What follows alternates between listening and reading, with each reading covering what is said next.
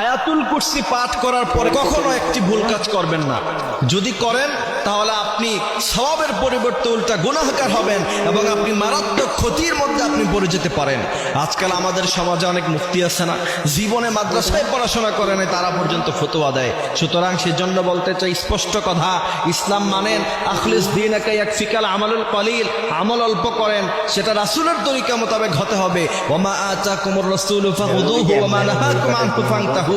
রাসূল যা করতে বলেছেন, যেইভাবে করতে বলেছেন, হাদিস শরীফে আয়াতুল কুরসির আমল যেইভাবে এসেছে ওইভাবে করবেন।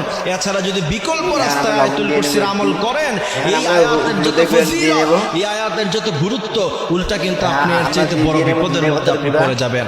আয়াতুল কুরসি হলো কোরআনে কারীমের সবচেয়ে গুরুত্বপূর্ণ অংশ, সবচেয়ে গুরুত্বপূর্ণ আয়াত।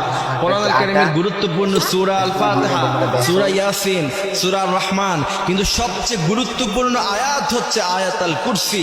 আপনি যদি আয়াতুল কুরসি পড়ে আপনি যদি শরীরে ফু দেন, আপনার শরীর মুহূর্তের মধ্যেই বন্ধ হয়ে যাবে।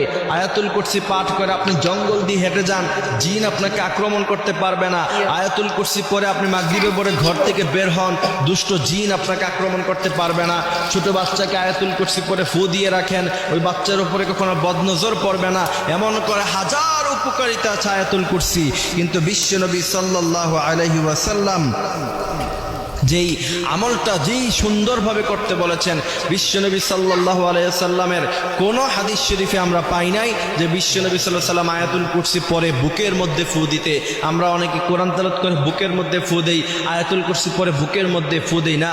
হাদিস শরীফের মধ্যে এসেছে রাসূল 4 কুল